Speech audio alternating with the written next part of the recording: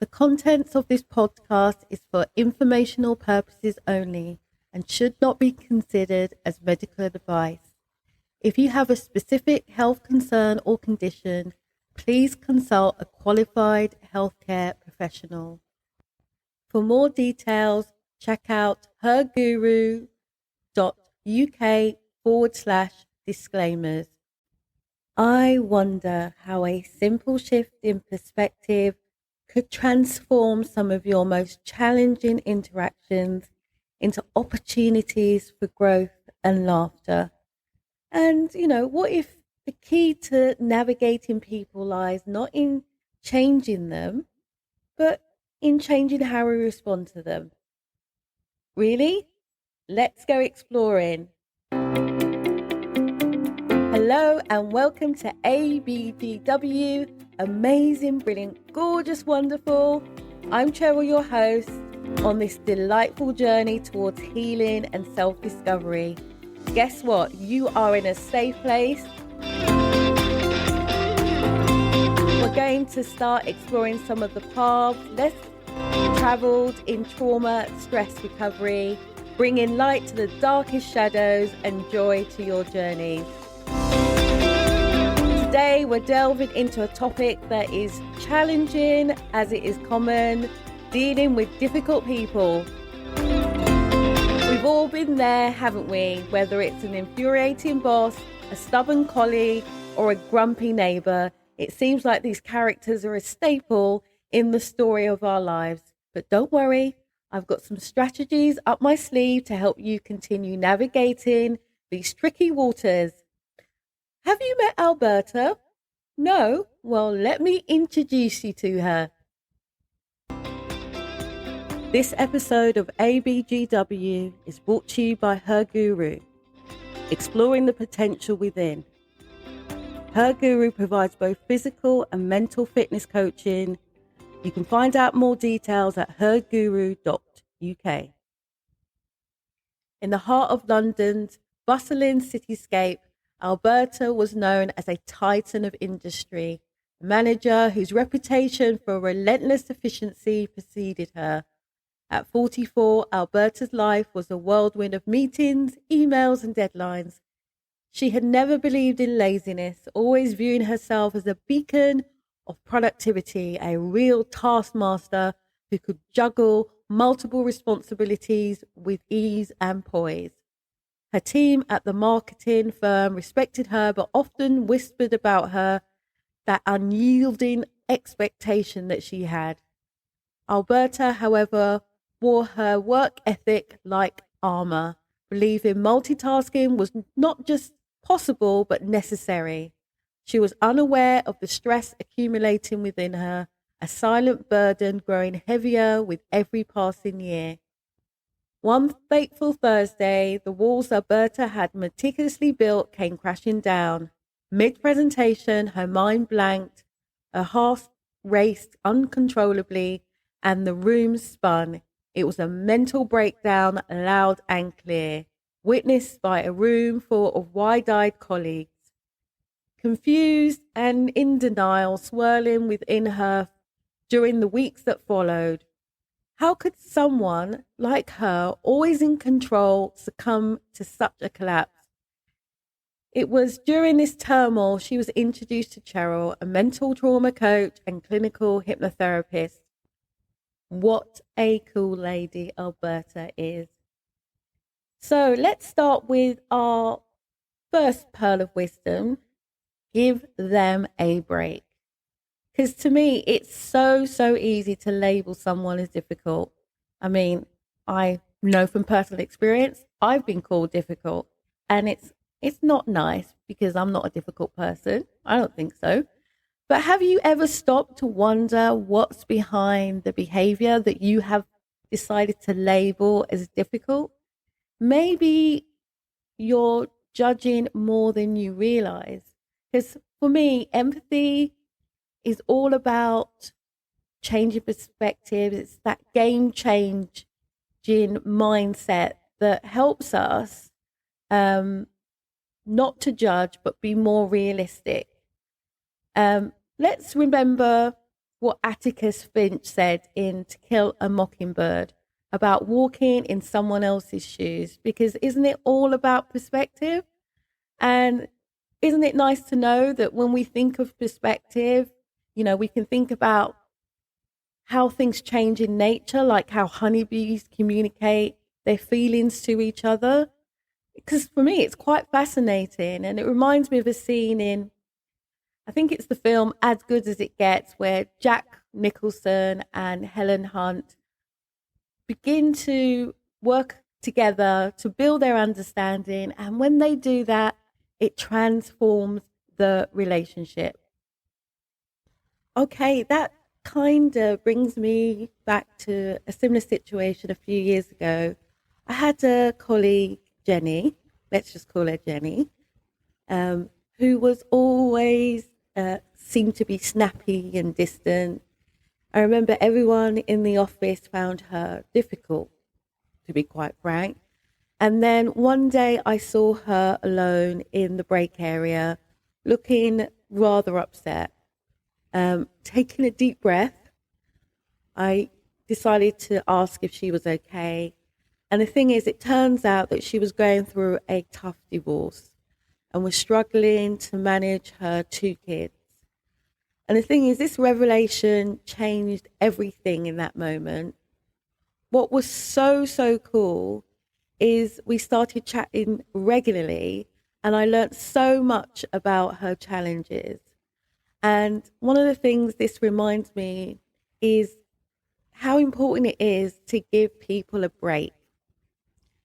We get so wrapped up in how other people make us feel or how we think they make us feel. But that's not always the case. We have to remember that people are going through their own issues and we need to give them a break. But the thing is that because you never know what they're going through. And the thing is, that means you have to give yourself a break too. You have permission from me to give yourself a break because you're a human being. You're not a human doing. So allow yourself to be human. So moving on, let's tackle how responding differently can change the game. So killing with kindness. So it might feel satisfying to snap back and be mean to someone, but kindness has the power to disarm. The reason why I'm giggling is because I'm thinking about all the times where I have used kindness as almost like a sword to cut through all the rubbish and completely disarm someone. It's to me, it's like fighting fire with water instead of more fire. Mark Twain put it beautifully when he said that kindness is kind of that universal language. And isn't it nice to know about the behavior of animals in nature? I was thinking of dolphins, how they behave in such a way towards other animals in the sea. I don't know if you've ever noticed it. I was really lucky to notice it when I went on a trip to Egypt and we went dolphin watching, and we saw how dolphins will help out other animals. They're not just nice to dolphins. It's really weird, isn't it? Because us humans, we find it hard to be nice to each other. But we're quite happy to look after our dogs and our cats. But other humans, for some reason, we find that really difficult. It's interesting because it's about nature teaching us valuable lessons because we can see them in real life. And when I think of being, in contact with that beautiful side of our nature, that simple act that creates such a ripple effect of positive change. And it's so easy to do. It just takes a little bit of intention. Oh, that's just like the time at university when I was dealing with a particularly different customer at a cafe I used to work at sometimes. He would complain about everything from the coffee being too hot to the music being too loud. he was actually quite annoying. And I remember one day I decided to just kill him with the kindness. I remember greeting him with the biggest smile, which is really hard for resting, sad faced Cheryl. And I remember just giving him some extra attention. I suppose I was flirting with him a little bit. And to my surprise, his demeanor didn't change over time. It changed immediately. It was so surprising. He even left a generous tip that day. I remember him saying something like, "You've made my mornings better." And I was like, weird. But the thing is, it was a real life lesson in how kindness can turn even the grumpiest person around. So let's add a bit of humor to our strategy, shall we? Finding the silly side in difficult situations for me is such a big lifesaver. And laughter isn't just a medicine for the soul. We already know that. It's a powerful tool to build the relationships that we want to have. I remember Charlie Chaplin knew the value of a day filled with laughter. You know, apparently on his film set, he used to be cracking up all the time. And you think most of his movies are silent. So can you imagine how many takes they would have had to have taken just to stop all the laughter and silliness that was going on? It kind of reminds me of the film. What's the name of the film?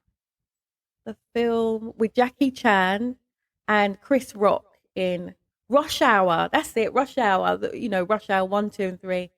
And I remember at the end of the film, they show all the outtakes of, you know, maybe Jackie Chan hurting himself as he was doing a stunt, or, you know, them two cracking up. And I remember there's a moment where they're filming and Chris's phone rings and it's his mum, and he hands the phone to Jackie Chan. And you see Jackie Chan talking to the mum, saying that they're still filming and that they need to call him back at 7 p.m. How mad is that? So it just shows you that even when we are professional actors like Chris and Jackie are, we can still look at the silly side of things. And that is just, to me, a perfect example of finding joy amidst all the seriousness of our work. Amazing, brilliant, gorgeous, wonderful. Helping women just like you who are unhappy, perhaps even with your supposedly quote unquote good life. This is a mum and daughter duo, not pulling any punches as we explore trauma recovery and ideas for building resilience. So you work smarter and definitely not harder to create a transformational life, a life you love more often than not.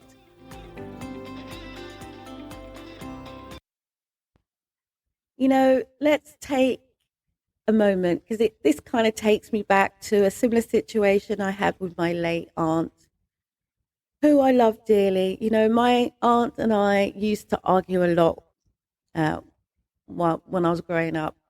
Very similar age, almost like a big sister to me. And I remember one day during a particularly heated argument, I remember we were on a trip to Bath Spa and we saw a dog walker with a dog walking. The dog had a sock on its head, and we couldn't help but burst in. I mean, we kind of looked at each other and then we burst out into laughter because it was so absurd what we were seeing. And I remember that moment taught me that you can notice the silly side of things in tense situations. And it's funny because now whenever my partner and I have an argument, which we do a lot, one of us recalls a comedic scene from Jocelyn. You probably know her as Little Miss Jocelyn. She's a Nigerian heritage female comedian. She's so funny, and we end up laughing and giggling instead because finding humor has become our secret weapon to diffuse the tension that we have. And it's curious, just take a moment.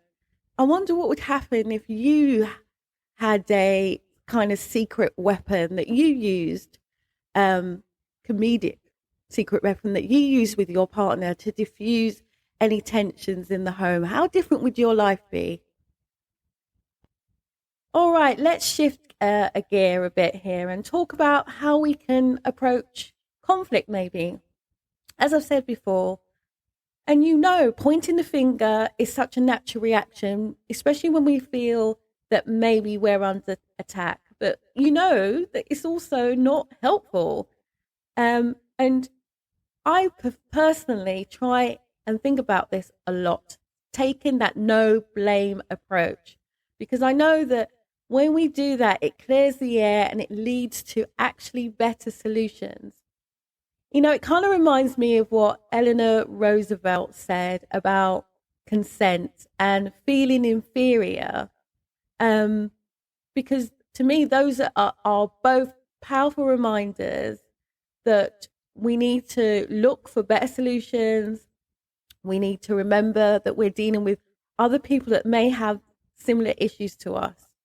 And did you know octopus can taste with all their tentacles? Imagine that perspective. Can you imagine being able to taste 12 different things at the same time?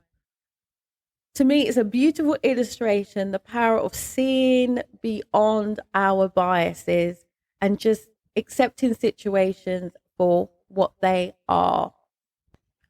That's a bit like a time a few years back. My family planned a big reunion. And as you can imagine, organizing such an event is stressful. And it kind of began, with the blame game starting. And I remember my cousin Mike then suggested we play the no finger pointing game. Any time someone started to, point the finger of blame, they had to compliment the person instead, and it turned into a fun challenge. And surprisingly, it made our planning sessions more productive and less accusational. And, I try and deploy that now. Whenever I want to, scream at someone, I try to think of a way to compliment them instead, because to me, it's a simple yet effective way to shift, my mindset and maybe even yours from that blame, to one of, collaboration instead. So changing that blame sort of culture that we have in society to one that's much more productive in collaborating with people to get the things that we need and they need. What is that again? 2 + 2 = 5. Everyone benefits. From avoiding blame, let's move on to how we can find humor in the midst of chaos. So finding comedy in chaos can transform a really difficult situation into something that's not only just bearable, but enjoyable as well. And I'm thinking of situations where I've been sitting with a client and it's been really tense, because they may have felt as if they're not entirely sure what they want. And I know that just me bringing something random sometimes into the situation, that humor reduces the stress and brings a new perspective. I'm thinking of times here where I've been on, holiday, I've been on a vacation, and just changing my view of something has just completely changed how I've interacted in that situation and how I felt. I'm thinking of the film Forrest Gump and how humor is literally interwoven into the fabric of every challenge Forrest faces. Interestingly, that reminds me of something in my life when I was with my husband and we had this disastrous family camping trip. I mean, anything that could have gone wrong did go wrong. And I remember my husband suddenly starting to narrate our mishaps like it was some sort of comedy show. It was funny because the tent had collapsed. We'd accidentally flipped all our pancakes into the mud. And it was funny because he found a funny spin on every disaster. You know, his humor that day was so contagious. And soon we were all in fits of laughter and giggles. It's funny because this trip, which could have been remembered as a complete disaster, is now fondly recalled as the comedy camping adventure. It's all good, and it shows us how finding the comedy in chaos can turn even the worst situations into such happy memories. Cheryl's office was a stark contrast to the corporate world Alberta had been accustomed to. It was serene, a space that seemed to slow time itself. Initially, Alberta was skeptical. How could talking and listening help someone who had always been a doer? But the thing is, Cheryl's approach was different. She listened, truly listened, and gently guided Alberta towards understanding her own mind. Through sessions with Cheryl, Alberta began to unravel years of self-imposed pressure. She learned about the dangers of chronic stress and the myth of multitasking. Cheryl introduced her to mindfulness, the art of being truly present in the moment, whether at work or at leisure. It wasn't an easy journey. Alberta struggled to let go of her old self, to embrace the concept of a new her, of doing one thing at a time. Yet, as weeks turned into months, she began noticing changes. There was less chaos in her thoughts, fewer moments of overwhelming anxiety. She began to understand that being present in what she was doing, regardless of the task's nature, was the key to true productivity and peace. Alberta transformed her approach at work. She encouraged her team to focus on single tasks, to make moments for themselves. The change was palpable. The office became a place of calm efficiency, a testament to Alberta's new philosophy. The story ends on a Sunday morning. Alberta, once unable to sit still without thinking of work, is now found amazingly enjoying her garden, the sun gently warming her face. She's not planning her next project or checking her emails. She's simply sitting there, savoring the fragrance of her blooming roses, the chirping of the birds, and the soft whisper of the breeze. In this moment of tranquility, Alberta smiles, a genuine, contented smile. She has found her balance, embracing the power of being present, a lesson she would have carried on in every aspect of her life. Isn't it interesting? Because one of the things that I particularly found useful having met Alberta is, you know, that realization that we all need mentors. I I really truly do believe that, especially after reading Ryan Holiday's book Ego is the Enemy, where he talks about the need of us all having people that we're looking up to, people who are roughly at the same level as us, and people that are looking up to us to make sure that we keep our egos in check. And I remember when I first started as a hypnotherapist, I felt completely out of my depth. In fact, I kind of felt a bit like a fraud, and then I remember reaching out to a more experienced acquaintance. I'll call her Dr. H, for advice, and we met, and we still meet regularly. I remember we used to meet every month, and she would share her experiences and strategies with me. I remember calling them wisdom sessions in our Google Calendar. And I just remember finding them incredibly valuable. For me, I believe that they are not only help me improve my practice, but also help me boost my confidence. And isn't it good that, a real life lesson in the power of seeking wisdom from those who have walked the path before us? And, you know, there we have it. We've gone through 7 strategies to help you handle difficult people with grace and humor and a bit of wisdom. And remember, every interaction is just another opportunity for growth and real connection. So go ahead, try these out, be patient with yourself, and watch your relationship start transforming. Until the next time, keep taming those lions and finding the joy in every interaction. Thank you for joining us in our journey exploring trauma recovery and resilience, helping you create a life you love more often than not. I really hope this episode resonated with you, because we all know difficult people. So please share this inspiration with your friends and stay tuned for more empowering content from ABGW. Amazing, brilliant, gorgeous, wonderful. Remember, your resilience is not just a trait, it's a powerful force that helps shape your life.